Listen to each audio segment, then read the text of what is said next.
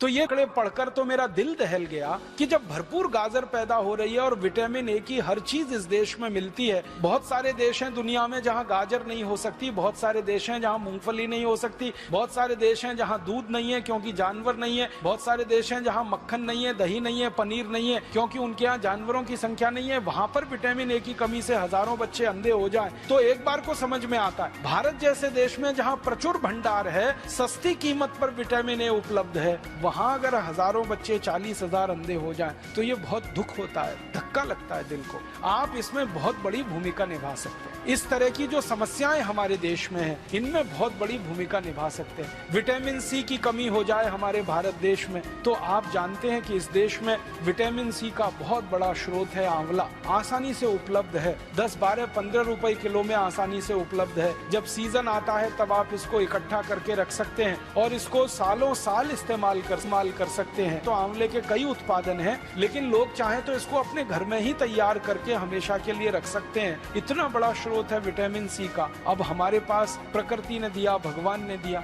Vitamin A के स्रोत हैं। विटामिन B12 की तो भारत में कभी कमी नहीं हो सकती क्योंकि यहाँ के लोग जितने तरह की सब्जियां खाते हैं, जितने तरह के फल, मौसमी फल खाते हैं, सवाल ही नहीं उठता कि हमको विटामिन B12 कभी कमी हो जाए। ऐसे हमारे देश में प्रकृति के द्वारा जो बहुत सारे समृद्ध पदार्थ हैं, सस्ते हैं, कीमत में आसानी से उपलब्ध हैं, हर जगह होते हैं। सबसे बड़ी बात है कि आंवला भारत में हर जगह आसानी से मिल जाता है, गाजर भारत में हर जगह आसानी से मिल जाती है, टमाटर हर जगह आसानी से मिल जाता है। तो क्यों नहीं हम इनका हमारे मरीजों में, हमारे देश के साधारण नागरिकों में प्रचलन बढ़ाएं और इस प्रचलन को हमारे देश में जितना ज्यादा आप बढ़ा देंगे, हमारे मरीजों की फालतू दवाओं पर निर्भरता उतनी कम हो जाएगी। कैल्शियम की कमी के आपके पास जितने सारे मरीज आते हैं और आप उनको कैल्शियम के बहुत सारे स्रोत बताते हैं और आप भारत में बहुत सारी सस्ती चीजों से कैल्शियम को उपलब्ध करा सकते हैं। सबसे आसानी से कैल्शियम हमारे यहाँ उपलब्ध है चूने के पत्थर के रूप में, और चूने का पत्थर एक 50 पैसे का बाजार से खरीदो, पानी में डाल के उसको रखो तो इतना चूना बन जाता है कि साल, 2 साल, 5 साल, 10 साल हम बहुत आसानी से अपने कैल्शियम की पूरे परिवार की जरूरत कम कर सकते हैं। आप भारत के लोगों को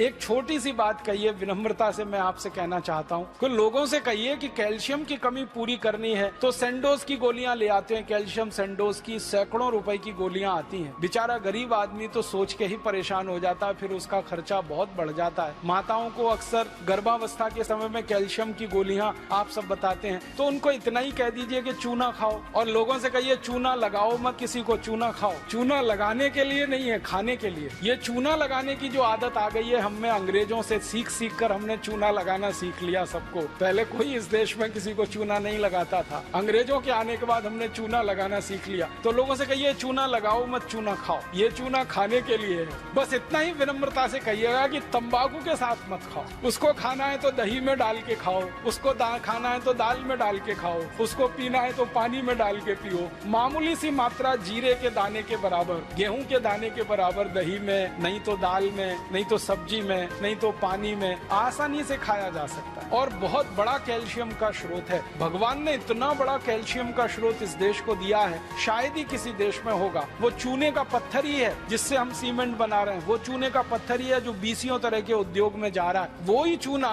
हमारे मरीजों के कैल्शियम की पूर्ति में बहुत बड़ी भूमिका निभा सकता है। तो ये साधारण सी बातें आम आदमी के दिल दिमाग में बहुत जल्दी बैठ जाती हैं, लेकिन आप कहेंगे तो ज्यादा अच्छे से। कोई दूसरा कहेगा ना तो कुतर्क करेगा, तुम क्या डॉक्टर हो, तुमको क्या मालूम है। लेकिन जब कोई डॉक्टर उसको कह रहा है तो बहुत गहराई से, ये तो परंपरा से आई हुई है बात। चूना उसके दादाजी खाते थे, दादाजी के दादाजी खाते थे, वो भी खाते थे, देखा है उसने। फिर आपने और जोड़ दिया उसमें कि ये कैल्शियम का सबसे बड़ा भंडार है, तो बात तो पक्की बैठ जाएगी उसके मन में। फिर वो अपनी जीवन शैली को इस तरह से बना लेगा कि सेंडोज की गोलियां खा कर करोड़ों रुपए एक विदेशी कंपनी को देना, क्योंकि आप जानते हैं सेंडोज जो है विदेशी कंपनी है, उसके करोड़ों रुपए का धंधा सिर्फ ये गोलियों का ही है। और ये धंधा हम भारतवासियों के अनजाने में, गैर जानकारी में हो रहा है। अगर ये जानकारी बढ़ जाए भारतवासियों की तो बहुत बड़ा काम आप सब मिलकर कर पाएंगे। तो मेरा एक ही विनम्र आपसे कहने का प्रयास है वो ये कि आप थोड़ा एजुकेशन, किसी भी पेशेंट को थोड़ी एजुकेशन दीजिए, थोड़ी शिक्षा दीजिए, सामान्य ज्ञान उसको बताते जाइए ताकि वो गंभीर बीमारियों से बचता रहे, अपने परिवार को भी बचाता रहे।